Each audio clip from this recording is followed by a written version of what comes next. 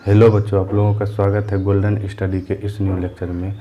तो आज हम लोग इस लेक्चर में बात करने वाले हैं कि विद्युत अपघटनीय चालकत्व क्या होता है। ठीक, तो आज हम लोग इस वीडियो में इसी के बारे में जानकारियाँ इकट्ठा करेंगे। ये जो है बोर्ड एग्ज़ाम के पॉइंट ऑफ व्यू से बहुत ही इम्पोर्टेंट टॉपिक है। इस पर थोड़ा सा बहुत जो है ज़्यादा फोकस करके हम लोग चलेंगे। ठीक, तो हम लोग पहले लिख लेते हैं टॉपिक क्या है। विद्युत अपघटनीय विलयनों के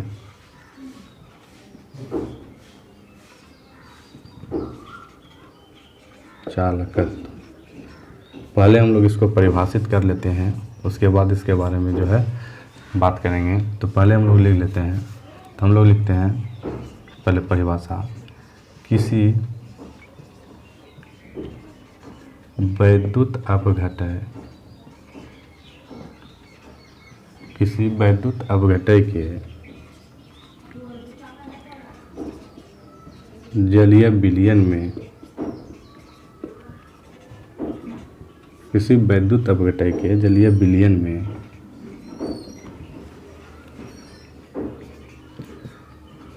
विद्युत धारा प्रवाहित करने की क्षमता को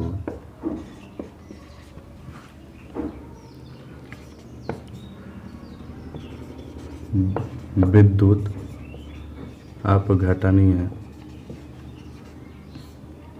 चालकत्व कहते हैं।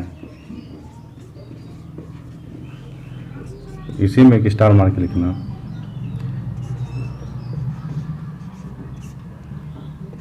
चालक के प्रतिरोध R जो होता है वह व्युत्क्रम होता है। व्युत्क्रम का मतलब हो गया उल्टा होता है। अब हम लोग इसको समझते हैं।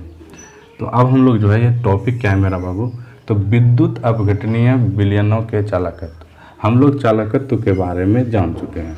चालकत्व हम लोग उसको बोलते हैं बाबू कि जो है विद्युत धारा को अपने में से आसानी से पार होने देता है, या उसको जो है अपने में से एक जगह से आवेश को दूसरे जगह ले जाने देता है, उसी को हम लोग चालकत्व बोलते हैं। तो उसी टाइप में एक जो है प्रकार है बाबू कि जो विद्युत अपघटनीय विलयनों में जो है चालकत्व क्या होगा। तो अभी इसको हम लोग परिभाषित किए हैं। किसी वैद्युत अपघटय के जलीय विलयनों में किसी वैद्युत अपघटय। अब ये प्रश्न होता है कि वैद्युत अपघटय क्या है। तो वैद्युत अपघटय होता है बाबू, अब हम लोग एक सेल बना देते हैं, इलेक्ट्रोलाइटिक सेल, यानी विद्युत अपघटनीय सेल। अब जो है जब कोई भी हम लोग सेल बनाएंगे तो उसमें क्या होगा, इलेक्ट्रोड होगा।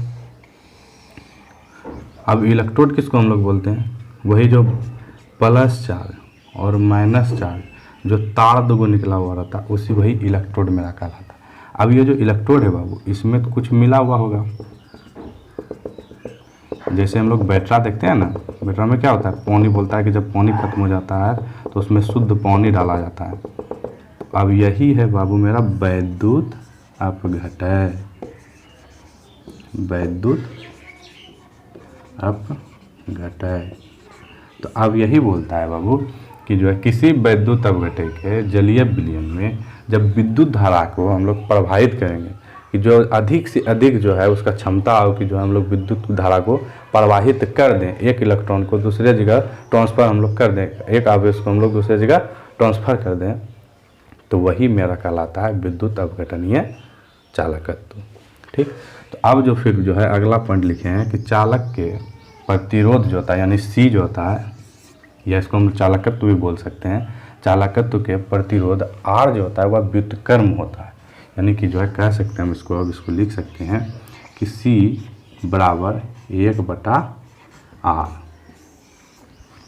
क्या लिख सकते हैं, C बराबर 1/R। बोलता है ना कि चालक जो होता है, यानी C जो है मेरा चालकत्व जो है वो प्रतिरोध इसको हम लोग जो आर से सूचित करते हैं, आर जो क्या होता है, व्युत्क्रम होता है किसका, चालकत्व का, सी का।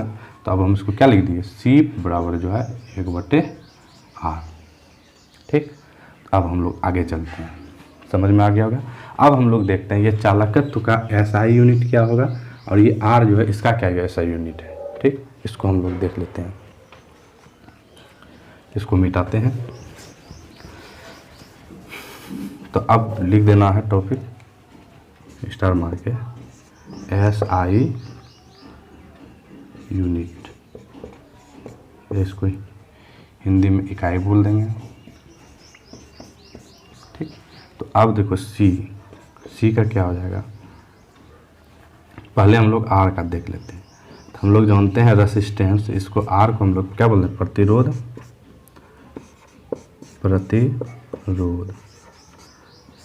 इसी को आर से सूचित किए हैं। तो अब प्रतिरोध का हम लोग जानते हैं एसआई यूनिट क्या होता है, ओम। क्या होता है, ओम। ओम कब हो गया। तो अब देखो सी बराबर क्या है, 1/r। तो अब सी का ऐसा यूनिट निकालना होगा तो क्या करेंगे, 1/r का हम लोग क्या है ऐसा यूनिट, ओम है। तो हम लोग क्या करेंगे, ओम लिख देंगे। तो अब हम लोग सी का ऐसा यूनिट लिख सकते हैं, चालकत्व तो बोलो या चालक बोलो, दोनों क्या है, सेम चीज़ है, सी। अब इसका ऐसा यूनिट क्या हो जाएगा, ओम इनवर्स, इसी को हम लोग लिख सकते हैं। और ओम इनवर्स, ओम इनवर्स को ही बाबू हम लोग बोलते हैं ओम इनवर्स को ही हम लोग बोलते हैं बाबू महो। क्या बोलते हैं, महो, या इसको साइमेन, इसको बोलते हैं साइमेन। ये तुम्हारा एसआई यूनिट हो गया। ये एग्जाम में ऑब्जेक्टिव टाइप में प्रश्न पूछ देता है। ठीक, यहाँ तक समझ में आ गया होगा। अब आगे हम लोग चलते हैं, इसी में जो है एक और छोटा सा जो है टॉपिक है, हम लोग उसको देखते हैं अब। ठीक, यहाँ तक समझ में आ गया होगा। आगे चलें, इसको मिटाते हैं। तो अब हम लोग आगे देखते हैं। तो हम लोग किसी वैद्युत अपघटन के विलयन के प्रतिरोध या इसी को हम लोग बोलते हैं अवरोध। अवरोध जो होता है बाबू वह क्या होता है,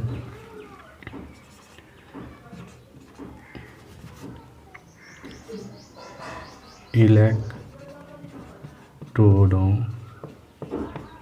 के बीच के लंबाई का सीधा अनुपाती होता है, अनुपाती होता है एवं अनुप्रस्थ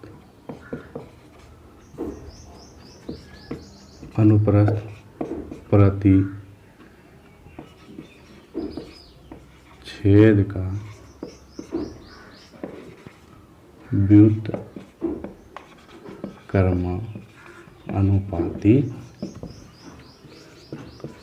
होता है, व्युत्क्रमानुपाती होता है। तो हम लोग कुछ नहीं करेंगे, पहले सबसे पहले इसको समझने के लिए एक इलेक्ट्रोलाइटिक सेल बना लेंगे, यानी वैद्युत अपघटनीय सेल बना लेंगे। ठीक, बना लिए। अब इसमें बनाने के बाद अब इलेक्ट्रोड भी बना लेंगे, यानी माइनस चार्ज और प्लस चार्ज इस पे जो है प्रवाहित होती है वो भी बना लेंगे। अब इसमें जो विलयन डाला हुआ है वो भी हम लोग दे देंगे। ठीक,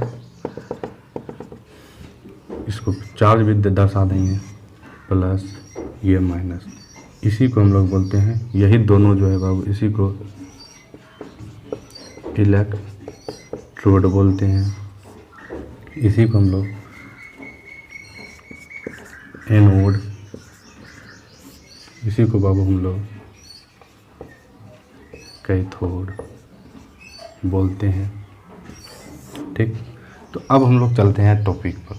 तो अब बोलता है किसी वैद्युत अपघटय के विलयन के प्रतिरोध, यानी विलयन क्या हो गया, ये वाला विलयन।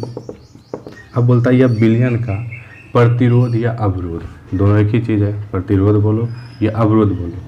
अब इलेक्ट्रोडों के बीच के लंबाई का सीधा अनुपाती होता है, यानी इसका जो है ये दोनों का अब क्या होता है, सीधा अनुपाती होता है। सीधा अनुपाती का मतलब क्या हो गया, अगर ये भी बढ़ेगा तो ये भी बढ़ेगा, अगर ये घटेगा तो ये भी घटेगा, ये भी घटेगा तो ये भी घटेगा, ये इसी का मतलब होता है सीधा अनुपाती। तो अब हम लोग लिख सकते हैं इसको क्या, रेसिस्टेंस का R प्रोपोर्शनल टू, अब किसका बोल रहा है, यानी कि जो है इन दोनों के बीच का, इलेक्ट्रोडों के बीच का दूरी, इसको हम मान लेते हैं L।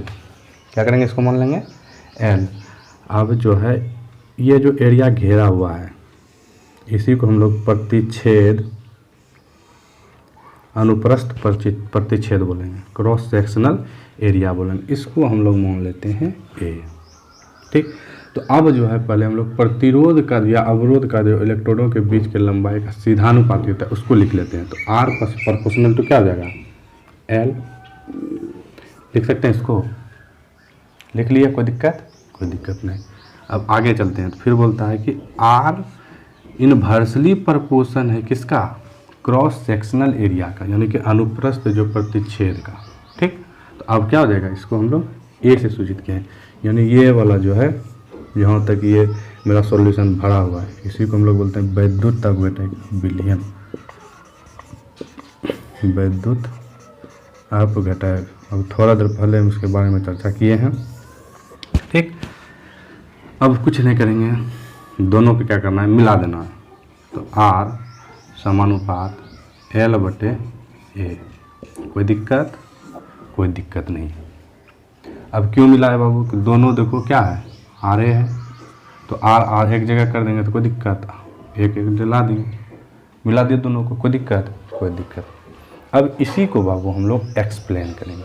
अगर इसमें कोई दिक्कत हो तो कमेंट करो, इसके बारे में फिर से एक बार जो है इकट्ठा हम समझा देंगे इसके बारे में। ठीक, तो अब हम लोग जो है इसको डील करेंगे। ये जो इक्वेशन हम लोग को प्राप्त हुआ R प्रोपोर्शनल टू, इसको मिटाते हैं पहले, उसके बाद फिर जो है देखें। R proportional to L/A। ठीक, तो अब R क्या हो गया मेरा, प्रतिरोध। अब प्रोपोर्शनल टू इसको समानुपात बोलते हैं। L क्या हो गया मेरा, इलेक्ट्रोडों के बीच के लंबाई। ठीक, अब बटा हम लोग कर देंगे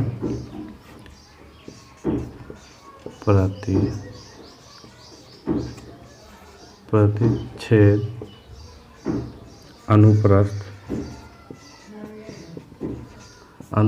प्रतिच्छेद क्षेत्रफल। अब इसी को हम लोग आगे तोड़ते हैं। R बराबर हम लोग लिख सकते हैं, एक कांस्टेंट को लेना होगा, समानुपात को हटाएंगे तो L/A लिख दिए। अब लिखने के बाद अब जो है,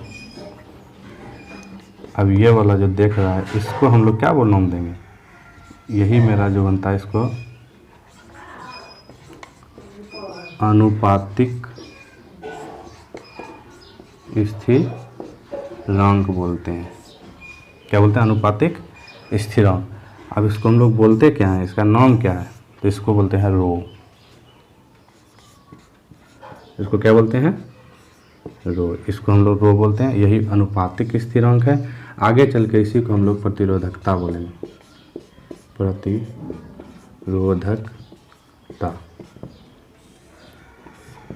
इसको आगे चल के क्या बोलेंगे, प्रतिरोधकता, या जो है रो को ही हम लोग बोलते हैं अनुपातिक स्थिरांक या प्रतिरोधकता। तो आज बस इतना ही रहने देते हैं। अब जो है फिर अगला लेक्चर में इसके आगे फिर हम लोग चलेंगे। ठीक, धन्यवाद।